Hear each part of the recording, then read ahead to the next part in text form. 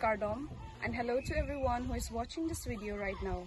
This is Charni Kropi, your former Miss KYF 2022.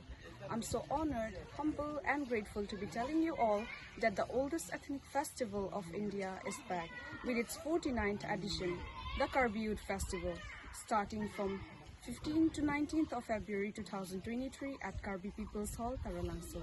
So are you all excited to witness the beauty of culture and the traditions of KARBI Anglong? There is another exciting news to all the pageantry fans all across KARBI Anglong that the new edition of Miss KYF is back, and it's bringing along surprises like collaboration with KCS, Jagwesong NGO, and Sunsilk Mega Miss Northeast. The winner and the runners-up of this new edition of Miss KYF will get direct entry to Sunsilk Mega Miss Northeast 2024.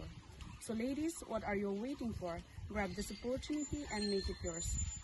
The mega audition is on 11